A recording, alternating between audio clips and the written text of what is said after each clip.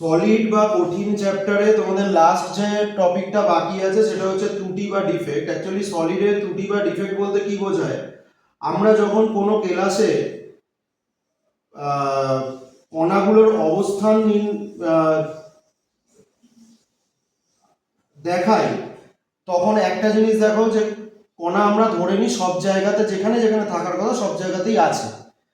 কিন্তু কখনো কখনো এরকম হতে পারে যে 1 কোটি কণার মধ্যে বা 1 লাখ কণার মধ্যে হয়তো একটা দুটো কণা যেখানে থাকার কথা সেখানে নেই, বা সম্পূর্ণভাবেই ক্লাস থেকে বেরিয়ে গেছে, মিসিং। তাহলে কিন্তু এর জন্য কিন্তু ক্লাসের পুরো গঠনের কোনো চেঞ্জ হবে না, হয়তো কোনো ডিফরমেশন হতে পারে, তার স্থায়িত্বের একটু পরিবর্তন হলেও হতে পারে, কিন্তু পুরোপুরি স্ট্রাকচার কখনোই চেঞ্জ হবে না, সেটা মোটামুটি সেমই থাকবে। তো এই ধরনের ঘটনা, অর্থাৎ যেখানে যেখানে কণা থাকার কথা ছিল সেইখানে কণা নেই, হয়তো পুরোই ক্লাস থেকে বেরিয়ে আউট হয়ে গেছে, বা যেখানে থাকার কথা ছিল তার থেকে এসে কোনো ফাঁকা স্থানের মধ্যে ধরো একটু হলেও চেপে ঢুকে গেছে, কোনো ফাঁকা স্থানে চেপে ঢুকে গেছে। তো এইরকম যদি ঘটনা ঘটে তাহলে সেগুলোকে আমরা বলে থাকি ডিফেক্ট। এবারে ডিফেক্ট কত টাইপের হয়, ত্রুটি কত টাইপের হয়? ত্রুটি মোটামুটি আমরা 3 টাইপের ত্রুটি আমরা জানি। 3 রকমের ত্রুটি আমরা দেখতে পাই, একটা স্টয়চিওমেট্রি, একটা নন স্টয়চিওমেট্রি, আর একটা অশুদ্ধিজনিত।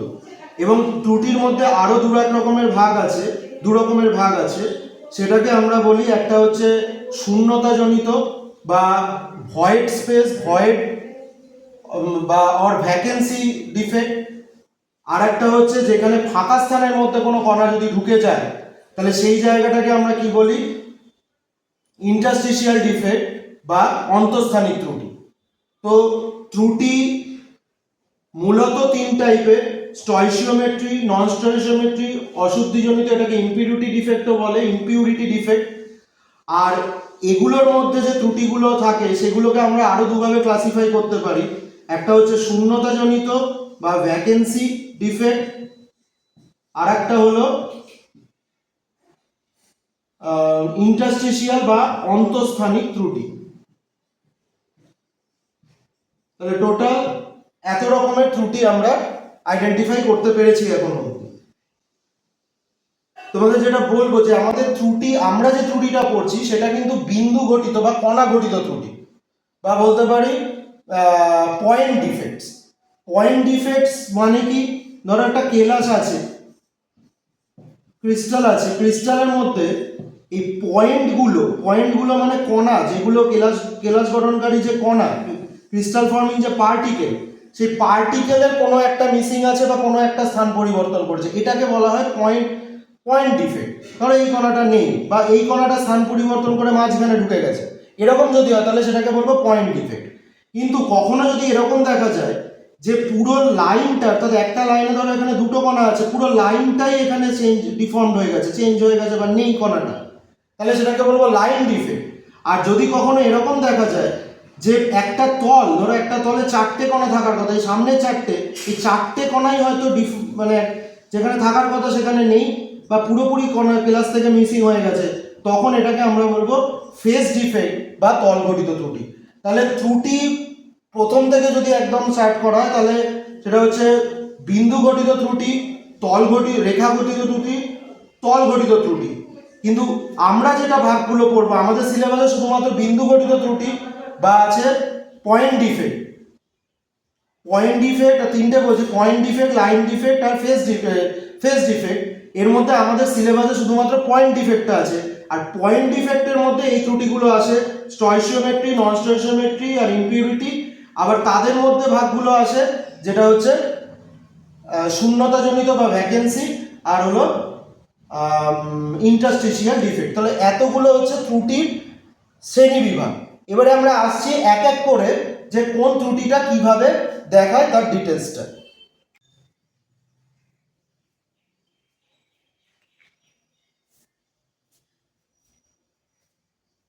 আমি এখানে ক্লাসের যত রকম ত্রুটি হয় তার একটা পুরো টেবিল বানিয়ে দিয়েছি।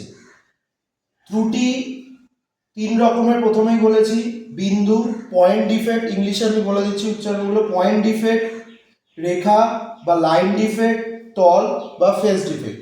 আমাদের সিলেবাসে শুধুমাত্র বিন্দু ঘটিত বা কণা গঠিত ত্রুটি আছে, বা বলতে পারিস পয়েন্ট ডিফেক্টস আছে। পয়েন্ট ডিফেক্টসে 3 ভাগে ভাগ করা যায়, স্টয়চিওমেট্রি, নন স্টয়চিওমেট্রি, অশুদ্ধি। স্টয়চিওমেট্রি ইংলিশ এটাই, নন স্টয়চিওমেট্রিও এটাই। অশুদ্ধিটাকে বলা হয় ইমপিউরিটি ডিফেক্ট। আচ্ছা, স্টয়চিওমেট্রির মধ্যে দুটো ভাগ আছে, একটা শর্ট কি বা অনেক জায়গায় বইতে উচ্চারণ স্কট কিও করে, তো যাই হোক শর্ট কি বা ফ্রিঙ্কেল আর ফ্রিঙ্কেল। এবারে শর্ট কিটাই হচ্ছে শূন্যতাজনিত ত্রুটি, মানে এখানে কণা পুরোপুরি বেরিয়ে যাবে কেলাস থেকে। আর ফ্রিঙ্কেল হচ্ছে অন্তঃস্থানিক ত্রুটি, এখানে কেলাস থেকে কণা বেরোবে না, কোনো ফাঁকা স্থানের মধ্যে ঢুকে যাবে। আচ্ছা, ধাতব আধিক্য, নন স্টয়চিওমেট্রি দুভাগে ভাগ করা যায়, একটা ধাতব আধিক্য, একটা ধাতব ঘাটতি। ধাতব আধিক্য বলতে মেটাল এক্সেস, আর এটা হচ্ছে মেটাল ডেফিসিয়েন্সি। মেটাল এক্সেসের মধ্যে আবার দু রকম, একটা অ্যানায়ন শূন্যতা মানে অ্যানায়নিক ভ্যাকেন্সি, এবং এটা অবশ্যই শূন্যতাজনিত ত্রুটির মধ্যে পড়বে। আর একটা হচ্ছে ক্যাটায়নের আধিক্য, মানে excess cation present in interstitial position. তো এটাকে অবশ্যই আমরা অন্তঃস্থানিক ত্রুটির মধ্যে ধরবো। তার মানে কোন কোন ভাগগুলো কোন কোন না, মানে শূন্যতা অন্তঃস্থানিক ত্রুটি সবার মধ্যেই আছে, কিন্তু সেগুলোর এক একটা বিশেষ বিশেষ নাম এখানে দেওয়া হয়েছে। আর ধাতব ঘাটতি, এটা অবশ্যই আমাদের শূন্যতাজনিত ত্রুটি হবে, এটা লেখা হয়নি। এটা হচ্ছে ভ্যাকেন্সি ডিফেক্ট হবে, কারণ এখানে ধাতব ঘাটতি হয়েছে বা মেটাল ডেফিসিয়েন্সি হয়েছে। আর অশুদ্ধিজনিত ত্রুটিটাও অবভিয়াসলি মেটাল ডেফিসিয়েন্সিতেই হবে, তাই এটাকেও আমরা শূন্যতাজনিত ত্রুটির মধ্যেই ফেলবো। তাহলে এই টোটাল যে আমি টেবিলটা বানিয়ে দিয়েছি, এটা হচ্ছে কেলাসের যত রকমের ডিফেক্ট হয় তার এখানে ভাগগুলো দেখানো হয়েছে, এটাকে ভালো করে লিখে নাও।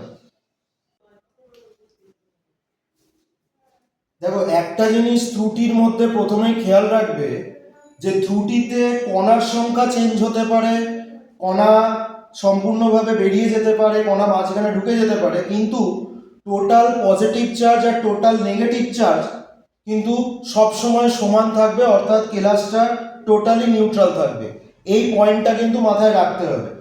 তো আমরা প্রথমে স্টয়চিওমেট্রিক ত্রুটি দুটো ভাগ নিয়েছি, শর্ট কি আর ফ্রিঙ্কেল। স্টয়চিওমেট্রি মানে হচ্ছে যে কেলাসের মধ্যে যে কণাগুলো আছে, ধরো প্লাস মাইনাস কণাগুলো আছে, তাদের অনুপাত আগেও যা ছিল পরেও তাই থাকবে, অর্থাৎ অনুপাত চেঞ্জ হবে না। ডিফেক্ট তৈরি হবে কিন্তু অনুপাত চেঞ্জ হবে না। যেমন আমি যদি এখানে ক্যাটায়ন ধরি 1 2 3 4 5 6, অর্থাৎ ক্যাটায়ন আছে 6টা, অ্যানায়ন 1 2 3 4 5 6, অ্যানায়নও আছে 6টা। তার মানে ক্যাটায়ন আর অ্যানায়নের অনুপাত হচ্ছে 6:6, মানে 1:1, এটাই আছে। এবারে আমি যদি এখানে শর্টকি ত্রুটি করি, তার মানে এখান থেকে একটা ক্যাটায়ন এবং একটা অ্যানায়ন এখান থেকে মিসিং হয়ে যাবে।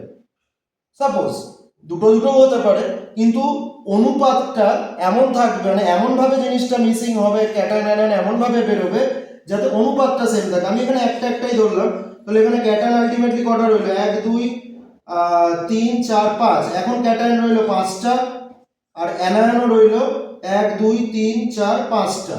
তাহলে ক্যাটায়ন আর অ্যানায়ন উভয় 5টা করে রইলো, তাহলে অনুপাতটা কিন্তু সেই 1:1ই রইলো। তাহলে অনুপাত চেঞ্জ হয়নি, কিন্তু ক্যাটায়ন আর অ্যানায়নের সংখ্যাটা চেঞ্জ হয়ে গেছে, বা ক্যাটায়ন অ্যানায়ন কেলাস থেকে মিসিং হয়ে গেছে। তাহলে এইটাকে আমরা বলবো শর্টকি ত্রুটি। আর ফ্রিঙ্কেল ত্রুটিতে এখান থেকে এখানেও অনুপাত সেম থাকবে, এখানে অনুপাতের কোনো চেঞ্জ হবে না, কিন্তু ক্যাটায়ন বা অ্যানায়ন নিজেদের যে স্থান সেটা হয়তো পরিবর্তন করে কোনো ফাঁকা স্থানে ঢুকে যাবে। অর্থাৎ সাপোজ ধরো কোনো একটা অ্যানায়ন, আমি এই অ্যানায়নটাই ধরলাম, হয়তো কোনোভাবে একটু এই ফাঁকা স্থানের দিকে বেশি চেপে গেছে, এইটা বা এই ক্যাটায়নটা যেটা আছে এটা হয়তো এই ফাঁকা স্থানের দিকে একটু বেশি ঢুকে গেছে। তো এরকম যদি ত্রুটিটা হয়, তাহলে এটাকে আমরা বলবো ফ্রিঙ্কেল ত্রুটি, এবং এটাকে আমরা ইন্টারস্টিশিয়াল ত্রুটির মধ্যে ধরবো। আর এটাকে আমরা ভ্যাকেন্সি ডিফেক্টের মধ্যে ধরবো, যেহেতু পুরোপুরি কেলাস থেকে বেরিয়ে গেছে। তবে এখানে একটা জিনিস দেখো, কণার সংখ্যা কমে যাওয়ার জন্য ভর কমেছে টোটাল কেলাসের, কিন্তু আয়তন একই থাকার জন্য এই ঘনত্ব চেঞ্জ হয়ে গেছে, অর্থাৎ ঘনত্ব কমে গেছে।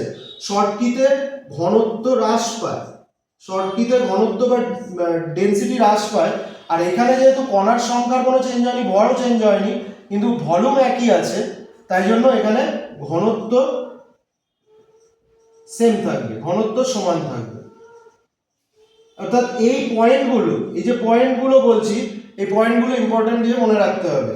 এবারে কখন শর্টকি ত্রুটি দেখা যায়? জেনারেলি দেখা যায় NaCl KCl, অর্থাৎ যে ক্ষেত্রে ক্যাটায়ন অ্যানায়নের প্রায় আকার সমান হয় সেই ক্ষেত্রে শর্টকি ত্রুটি দেখা যায়।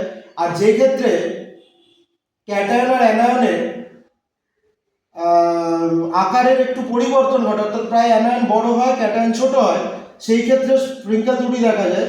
যেমন AgCl হতে পারে, AgI হতে পারে, এইরকম জিনিসগুলো হতে পারে। তবে একটা উদাহরণ আছে, যে উদাহরণটা মনে রাখবে, AgBr, সেটা শর্টকি ত্রুটিও দেখাতে পারে, সেটা স্প্রিঙ্কেল ত্রুটিও দেখাতে পারে। এদের সাইজটা এমন হয় যে দুটোর মধ্যেই ম্যাচ করে যায়, সেই কারণে শর্টকি এবং স্প্রিঙ্কেল উভয় ত্রুটি দেখাতে পারে। আচ্ছা, এবারে আমরা যে ত্রুটিটা পড়বো সেটা হচ্ছে ধাতব আধিক্যজনিত ত্রুটি। ধাতব আধিক্য আর ধাতব ঘাটতি, এই কথাটা কোত্থেকে এসছে? ক্যাটায়ন সাধারণত ধাতু থেকেই তৈরি হয়, সোডিয়াম প্লাস সোডিয়াম ধাতু থেকে তৈরি হয়েছে। তো সাধারণত ধাতু থেকেই ক্যাটায়ন তৈরি হয় বলে যখন ক্যাটায়ন বেড়ে যায় তখন আমরা সেটাকে বলি ধাতব আধিক্য, আর যখন ক্যাটায়ন কমে যায় তখন আমরা সেটাকে বলি ধাতব ঘাটতি। অর্থাৎ ক্যাটায়ন যদি অ্যানায়নের থেকে বেড়ে যায় সেটা হয়ে যাবে ধাতব আধিক্য, আর ক্যাটায়ন যদি অ্যানায়নের থেকে কমে যায় সেটাকে বলা হবে ধাতব ঘাটতি। আচ্ছা, এই যে জিনিসটা আমরা পড়ছি এটা কিন্তু নন স্টয়কিওমেট্রির মধ্যে। নন স্টয়কিওমেট্রির মধ্যে মানে এখানে অনুপাত চেঞ্জ হবে। ক্যাটায়ন অনুপাত যেমন স্টয়কিওমেট্রিতে একই ছিল, ত্রুটির পরে বা আগে পরে, এখানে কিন্তু আগে পরে চেঞ্জ হয়ে যাবে, অর্থাৎ ত্রুটির পরে অনুপাতটা চেঞ্জ হয়ে যাবে। যেমন এখানে ক্যাটায়নের সংখ্যা বেড়ে যাবে, আমরা ধাতব আধিক্য পড়ছি তাই ক্যাটায়নের সংখ্যা বেড়ে যাবে। এবারে ক্যাটায়নের সংখ্যা বাড়তে পারে কিভাবে? দুভাবে বাড়তে পারে। একটা অ্যানায়ন কমে গিয়ে বাড়তে পারে, মানে অ্যানায়ন বেরিয়ে গেল ফলে ক্যাটায়ন বেড়ে গেল। আর একটা হচ্ছে ক্যাটায়ন বাইরে থেকে যোগ হলো দিয়ে ক্যাটায়নকে বাড়িয়ে দিল। ক্যাটায়ন বাইরে থেকে যোগ হওয়া মানে কোথায় যোগ হবে? ফাঁকা স্থানে এসে, ইন্টারস্টিশিয়াল স্থানে এসে যোগ হবে, অর্থাৎ সেইভাবে ক্যাটায়নের সংখ্যা বাড়তে পারে। তাহলে ক্যাটায়ন দুভাবে বাড়তে পারে, একটা অ্যানায়ন কমে গিয়ে বাড়তে পারে, আর একটা অন্তঃস্থানিক স্থানে ক্যাটায়নের উপস্থিত থেকে বাড়তে পারে।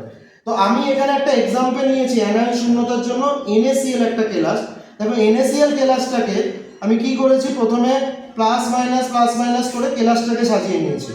এখানে প্রথমে খেয়াল করো ক্যাটায়ন আর অ্যানায়নের সংখ্যা 1 2 3 4 5 6, ক্যাটায়ন 6টা, অ্যানায়ন 1 2 3 4 5 6, অ্যানায়নও 6টা, তাহলে অনুপাত 1:1 ছিল।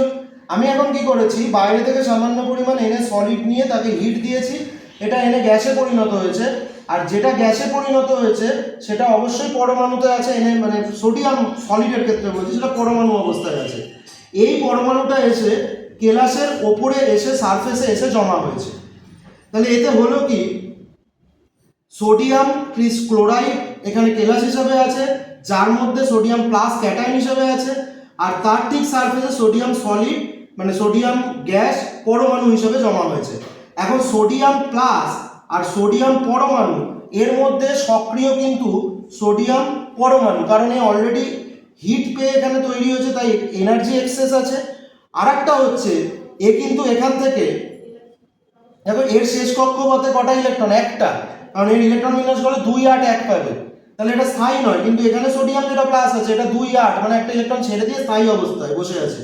তার মানে কেলাসের মধ্যে যে Na প্লাস আছে সে স্থায়ী, আর কেলাসের বাইরে যে Naটা রয়েছে পরমাণু হিসাবে সে কিন্তু অস্থায়ী। তাই যে অস্থায়ী তারই বিক্রিয়া করার প্রবণতা বেশি, অর্থাৎ এই সোডিয়ামের বিক্রিয়া করার প্রবণতা বেশি। সেটা কি করছে, সোডিয়াম গ্যাস যেটা বাইরে সারফেসে রয়েছে সে একটা ইলেকট্রন ছাড়বে, সেটা সোডিয়াম প্লাস হবে, এবং তখন ও এখান থেকে অ্যানায়নকে অর্থাৎ ক্লোরিন মাইনাসকে এখান থেকে টেনে নেবে, নিয়ে সোডিয়াম ক্লোরাইড হয়ে সারফেসে আবার জমা হবে। কিন্তু এর ফলে হলোটা কি, এর ফলে একটা অ্যানায়ন গেল কমে, অ্যানায়ন শূন্য হলো, এবং এই অ্যানায়ন শূন্য হওয়ার জন্য ক্যাটায়ন কিন্তু বেড়ে গেছে। দেখো 1 2 3 4 5 6টা ক্যাটায়ন, অ্যানায়ন হয়ে গেছে 1 2 3 4 5, অর্থাৎ অ্যানায়ন কমে গেছে ক্যাটায়ন বেড়ে গেছে। ধাতব আধিক্য হলো অ্যানায়ন শূন্যতার জন্য। কিন্তু আমাদের আরেকটা জিনিস মাথায় রাখতে হবে, এখানে আমাদের চার্জ ব্যালেন্স করতে হবে, অর্থাৎ প্লাস মাইনাস সমান রাখতে হবে। কিন্তু এখানে প্লাস মাইনাস সমান নেই, কারণ প্লাস 6টা মাইনাস 5টা। তাহলে এখানে সমান করার জন্য এই যে ইলেকট্রনটা সোডিয়াম ছেড়ে দিয়েছে সারফেসে, ওই ইলেকট্রনটা এই জায়গাতে ঢুকে আসবে এবং তখন চার্জ ব্যালেন্স হবে। তার মানে যেখানে অ্যানায়ন শূন্য হলো অর্থাৎ অ্যানায়ন ভ্যাকেন্সি হলো, সেখানে electron from the sodium atom will get inserted and it will balance the charge between within the crystal. তার মানে ক্রিস্টালের মধ্যে যে চার্জ আছে সেটা কিন্তু টোটালিও ব্যালেন্স রাখবে এই ইলেকট্রনটাকে এখানে এনে। এবারে এই ইলেকট্রনটা এখানে এলে সুবিধা কি, এটা ফ্রি ইলেকট্রন তো, আর যেটা ফ্রি ইলেকট্রন সে কিন্তু সামান্য পরিমাণে তাপ পেয়ে উচ্চ শক্তি স্তরে যাবে, আবার ফেরার সময় শক্তি ছেড়ে সে তখন মানে শক্তি ছাড়বে এবং সেটা আলোর ফর্মে ছাড়বে, সেটা আমাদের দৃশ্যমান বর্ণালীতে ছাড়বে, তাই জন্য আমরা সেটা দেখতে পাবো। এবং সোডিয়াম ক্লোরাইডের ক্ষেত্রে সেটা হলুদ বর্ণ ছড়ায়।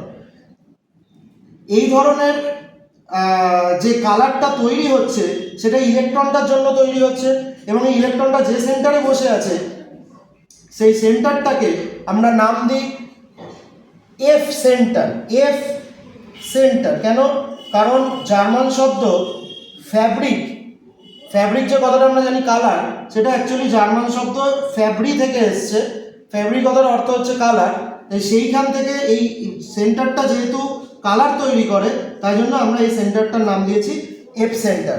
এবং এইটার ইউজেস তোমরা খেয়াল করে থাকবে, যখন পুরনো স্ট্রিট লাইট যদি কোথাও থেকে থাকে দেখবে সেখানে হলুদ হলুদ আলো তৈরি হয়, সেই আলোটা কিন্তু অ্যাকচুয়ালি এই মেকানিজমের মাধ্যমে তৈরি হয়। এখনকার এলইডি লাইটের কথা বলছি না, দেখবে আগেকার দিনে কিছু লাইট আছে যেগুলো হলুদ হলুদ লাইট তৈরি করে, সেইটা এই মেকানিজমে আলো তৈরি করে। তাহলে এইটা হলো অ্যানায়ন শূন্যতার জন্য আমাদের ধাতব আধিক্যজনিত ত্রুটির ডিটেলসটা।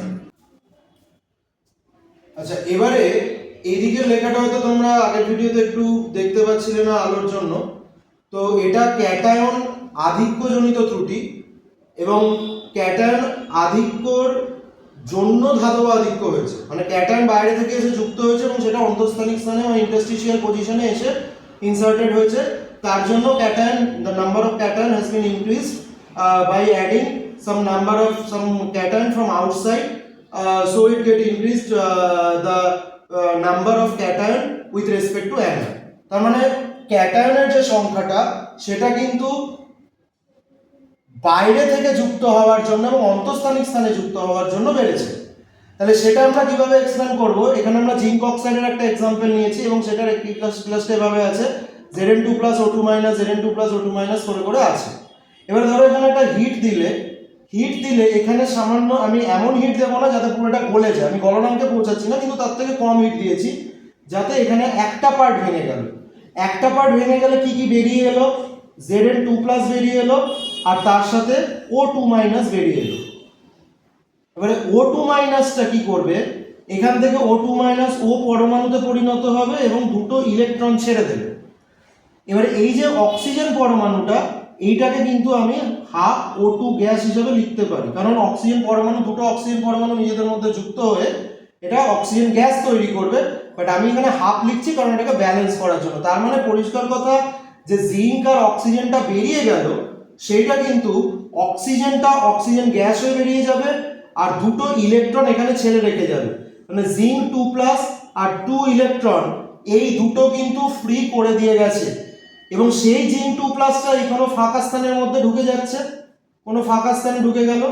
এবারে জিঙ্ক 2+ ঢুকলেই তো হবে না, কারণ এখানে জিঙ্ক 2+ ঢুকে যাওয়া মানে আধান বেড়ে যাওয়া, তাহলে সেটাকে ব্যালেন্স করা, পজিটিভ আধান বেড়ে যাওয়া, সেটাকে ব্যালেন্স করার জন্য এখানে এসে ইলেকট্রনকে ঢুকতে হবে এবং সেই দুটো ইলেকট্রন এই ফাঁকা স্থানে এসে ঢুকে পড়বে।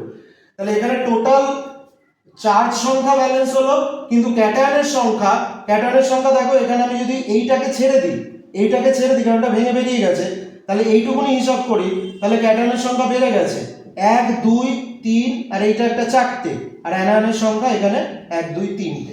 তাহলে এইভাবেও কিন্তু বাইরে থেকে ক্যাটায়ন যুক্ত করেও আমরা ক্যাটায়নের এক্সেস করতে পারি, এবং সেটাই হচ্ছে মেটাল এক্সেস ডিফেক্ট। আর লাস্ট আমাদের যে ত্রুটিটা রয়েছে, লাস্ট আরো দুটো ত্রুটি রয়েছে, সেটা হচ্ছে ধাতব ঘাটতিজনিত ত্রুটি। তো ধাতব ঘাটতিজনিত ত্রুটিটা, এগুলোর এক্সাম্পল গুলো সোজা। ধাতব ঘাটতি মানে বুঝতেই পারছো যে ক্যাটায়ন কমে যাবে। ক্যাটায়ন কমবে কি করে? সাপোজ ধরো FeO আছে, আমি FeO-টাকে যদি এরকম ভাবে নিই, O2+, Fe2+, O2-, Fe2+, O2-, এরকম ভাবে আছে।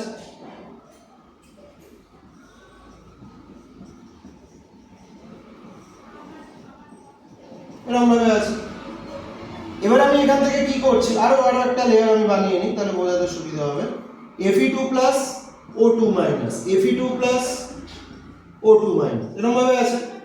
এইবারে আমি এখান থেকে 3টে Fe2+ কে আউট করব, তিনটে Fe2+ যদি বেরিয়ে যায় তাহলে টোটাল চার্জ কত কমলো, 3 দুগুণে 6, তার মানে 6 প্লাস চার্জ কিন্তু এখান থেকে বেরিয়ে গেল। কিন্তু আমাকে তো চার্জ কোনো রকম ভাবে কমানো বাড়ানো যাবে না, চার্জ ইকুয়াল রাখতে হবে। তার জন্য আমি কি করব, এর বদলে দুটো Fe3+ এখানে আনবো। দুটো Fe3+ যদি আনি তাহলে এখানে টোটাল +6 চার্জ আসছে, তাহলে +6 বের হলো, এটা আউটওয়ার্ড হলো, +6 বেরিয়ে গেল, এটা আবার +6 ঢুকে গেল। কিন্তু এখানে যেটা হলো, তিনটে Fe2+ এর বদলে দুটো Fe3+ এসছে। তার মানে আমি এখানে তিনটে Fe2+ এর জায়গায় দুটো Fe3+ নিয়ে আসি, এখানে দুটো Fe3+ করে দিলাম, আর একটা Fe2+ সম্পূর্ণভাবে বেরিয়ে গেছে। মানে এই জায়গাটা পুরোপুরি ফাঁকা হয়ে গেছে, এই জায়গাটা পুরোপুরি ফাঁকা হয়ে গেছে। তাহলে টোটাল ক্যাটায়নের সংখ্যা দেখো কমে গেল কিন্তু অ্যানায়নের থেকে। ক্যাটায়ন এখন কটা হলো, একটা দুটো তিনটে চারটে পাঁচটা, অ্যানায়ন হলো একটা দুটো তিনটে চারটে পাঁচটা ছটা। অর্থাৎ ক্যাটায়নের সংখ্যা কমলো কিন্তু কোনো রকম আধানের হেরফের কিছু ঘটলো না। তাহলে এইভাবে আমরা ধাতব ঘাটতি করতে পারি বা মেটাল ডেফিসিয়েন্সি করতে পারি। তবে এখানে খেয়াল রাখতে হবে, যে মেটালটা দিয়ে ডেফিসিয়েন্সি করা হবে তার কিন্তু 2 বা তার বেশি ভ্যালেন্সি থাকতেই হবে। যেমন এখানে Fe দিয়ে করেছি, এটা Fe2+ আর Fe3+ ছিল বলেই করতে পেরেছি। এই রকম যদি কিছু থাকে তাহলে সেই ক্ষেত্রে হতে পারে। আরেকটা হলো ইমপিউরিটি বা অশুদ্ধিজনিত ত্রুটি। অশুদ্ধিজনিত ত্রুটিটাও খানিকটা এরকমই, তবে সেখানে আমি যদি সোডিয়াম ক্লোরাইডের কেলাস নিই, সোডিয়াম ক্লোরাইডে দেখো সোডিয়াম প্লাস, আমি এখানে সোডিয়াম প্লাস করে লিখি, sodium plus chlorine minus, sodium plus chlorine minus, এরকম ভাবে কেলাসটা গঠিত হয়েছে। এবার আমি এখান থেকে কি করব, দুটো সোডিয়ামকে আউট করে দেবো, দুটো সোডিয়াম প্লাসকে বের করছি। দুটো সোডিয়াম প্লাসকে যদি বের করি তাহলে 2+ চার্জ এখান থেকে আউট হয়ে গেল। কিন্তু আমাকে তো এখানে 2+ চার্জ ফেরাতে হবে, তাহলে আমি কি করছি, একটা Sr2+ এখানে অ্যাড করছি। কিন্তু এখানে আমি সোডিয়াম অ্যাড করতে পারছি না, তার কারণ সোডিয়ামের তো দুটো ডিফারেন্ট ভ্যালেন্সি নেই। স্ট্রনশিয়াম, আমি তাই জন্য এখান থেকে একটা স্ট্রনশিয়াম অ্যাড করছি। তো স্ট্রনশিয়াম যদি অ্যাড করি, দুটো সোডিয়ামের বদলে একটা স্ট্রনশিয়াম অ্যাড করলাম। এটাতে ধাতব ঘাটতি তো হলো ঠিকই, কিন্তু এখানে অন্য মৌল দিয়ে হয়েছে বলে এটাকে আমরা বলে থাকবো ইমপিউরিটি ডিফেক্ট, বা বলে থাকবো এটাকে অশুদ্ধিজনিত ত্রুটি।